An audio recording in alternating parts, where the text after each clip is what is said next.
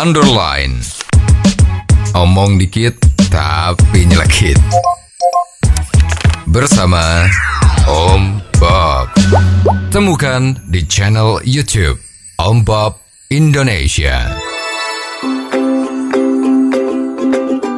Om Bob, jelang pemilu dan Pilkada 2024, Bawaslu Boyolali merintis 6 desa anti politik uang. Bagaimana Om Bob menggarisbawahi masalah ini?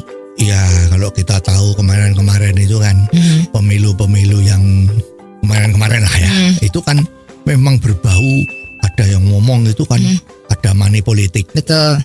Money politik itu biasanya itu ada serangan fajar. Ya, sebelum nyoblos pada jam-jam pemilu hari itu, pagi-pagi buta subuh itu, itu banyak sekali sukarelawan, sukarelawan bagi calon yang maju ya. Nah, itu bagi-bagi yang namanya serangan fajar. Betul. Ya, itu satu. Ya. Nomor 2, selama di dalam kampanye itu janji-janji. Kalau saya menang, maka setiap wilayah rukun tetangga atau rukun warga, maka saya akan memberi bantuan setahunnya sekian juta rupiah. Ya. Nah, ini kan janji-janji seperti itu kan. Nah, terus belum kalau lagi ada kampanye tatap muka, itu terus dikasih ongkos jalan. Ya, ongkos nasi kotak. Ya, ongkos kendaraan, ya, ongkos jalan tadi kan. Nah, itu juga dibagi-bagi duit. Nah, sebetulnya memang pemilu yang bersih itu kan nggak boleh ada money politik kan. Betul. Ini kan berbau money semua, uang semua ya. Bahkan kalau kita sempat dengar kabar burung itu kan ada calon si A yang sawerannya money politiknya warnanya hijau. Sebaliknya ada yang warnanya biru. Ada lagi yang warnanya kemerah-merahan ya. Nah, kita kan tahu kan kalau hijau 20.000, kalau biru 50.000, kalau merah-merah itu 100.000. Ya, betul. Ya, jadi biasanya itu semua yang menerima tanya, kelernya apa, warnanya apa, kita dapatnya itu ya. amplop atau saweran, warna apa, dapat kertas apa, kertas merah, 100.000. Oh, ini ada 2 merah, berarti 200.000 ya. Itu kemarin konon sampai ada yang ngasih konon ya 400.000 4 lembar merah. Bayangin, itu kan money politik semua. Dan ditenggarai gara-gara money politik ini, maka pejabat-pejabat yang sudah menang berposisi sebagai kepala daerah itu uangnya kemarin kampanye itu kan pinjem.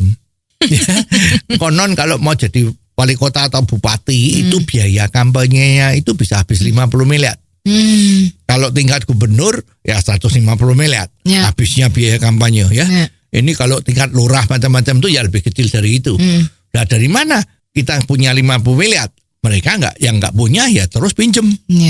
Nah, oleh sebab itu ini dianggap oleh semua orang termasuk juga lembaga-lembaga tertinggi di tempat negara kita ini menganggap bahwa gara-gara karena biaya kampanyenya itu adalah tinggi, maka tidak heran ya sekarang banyak sekali kepala daerah yang ketangkep OTT karena korupsi, makan anggaran, ya. Nah, itu buat membayar utang.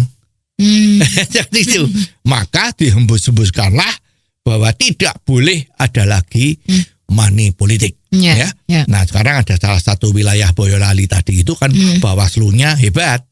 Cuman ini jangan cuman pencitraan ya. Masa katanya di daerah sana itu ada 6 wilayah itu yang dinyatakan bebas money politik. Nah, ini jaminannya apa? Ya, apa bisa? Kalau ada orang berbuat money politik, apa yang dilakukan? Katanya rakyatnya sudah tidak mau menerima. Oh iya, ya. Di depan ngomongnya nggak mau nerima, tapi kalau dibentuknya yang lain, biasanya itu nggak semua nggak nerima, ada yang nerima juga, ya. Jadi sebetulnya kalau memang mau dijalankan politik bahwa money politik itu tidak boleh, itu harusnya diwujudkan dalam peraturan. Kalau sampai terjadi money politik, itu maka hukumannya apa? Itu ditentukan. Jangan cuma himbauan. Misalnya kalau ada calon dari partai tertentu melakukan money politik, maka suara perolehannya dipotong 30%. Lah takut mereka. Iya, iya. Mau jadi menang jadi kalah kan. Iya, betul. Karena dipotong 30%. Ya. Nah, ini diwujudkan. Atau didiskualifikasi. Calonnya tidak boleh lagi ikut dalam pilkada pemilu ini. Ya.